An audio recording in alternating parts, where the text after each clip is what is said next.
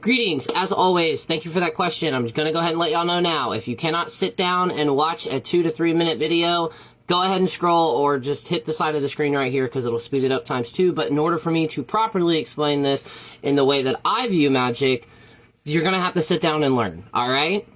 If that's not for you, just completely scroll and never learn actually anything to do with witchcraft, okay? Okay, for my peeps who actually stayed, thank you.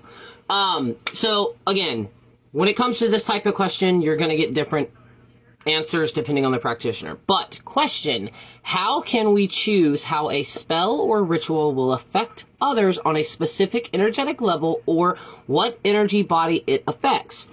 So, some people are going to say this is the reason that we sit down and we plan step by step out of how each ritual and or spell work is going to do. There's also where correspondences come. I may not be using the correct word on that. What I mean by that is, say you were to go collect graveyard dirt. Did you know that depending on where on the grave you get it from, whether it's the head, the throat, the shoulders, the knees, so forth and so on, that can actually go into corresponding of how that specific working will affect the person. Now, this is even tenfold more advanced than that, because depending on the magic practice that you are actually practicing is depending on how that specific thing would affect them.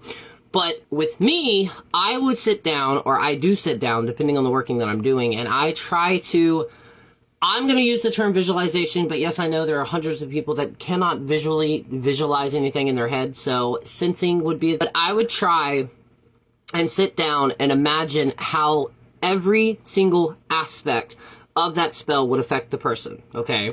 Now, what I mean by that is we're going to use some pop culture references here, too. Imagine fucking multiple different timelines, right? As in me lighting that single spell and sending it out, it could go this way, that way, this way, that way, this way, up, down, all over the place, right?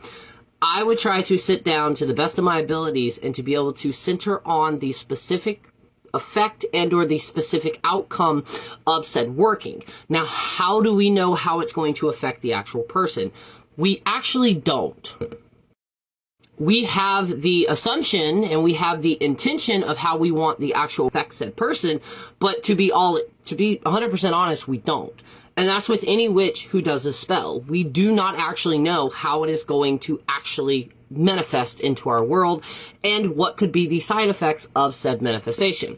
Yes, we have divination, which I've done before. Multiple other people have too. It doesn't matter the type of divination, but that is one of the reasons we have divination. Not to predict the future, but to specifically get insight on how certain things could and could not be affected. Now, on top of that, I always take it a step further, especially if I'm working with a client and I'm doing workings on another person. I need some mental health history, okay? Why is that so important? Say you have somebody who has obsessive tendencies or that has violent tendencies, depending on the scenario. If I were to do a binding or a spicy working on them and me not take into account that they're either in a high or low or possibly unhealthy mental spot, that one specific little twitch from that spell work could literally set them off on a fucking spiral.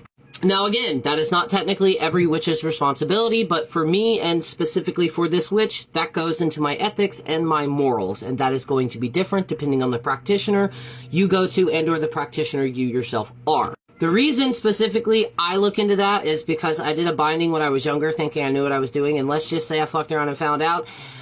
And later, after like $2,000 worth of damage to the apartment we stayed in and somebody in my family being fucking thrown in jail, I learned very quickly that mental shenanigans and or the mental state that somebody is in or the emotional state that someone is in is a key characteristic into that. Now, there are other things, let's specifically state in hoodoo and or conjure, where you can specifically use that to your advantage. I came across spell work that would cause an alcoholic to basically hit its breaking points. And in the hints of it hitting its breaking point, it would also be that it's either you're going to die like this or you're going to buck it up and go get fucking recovery.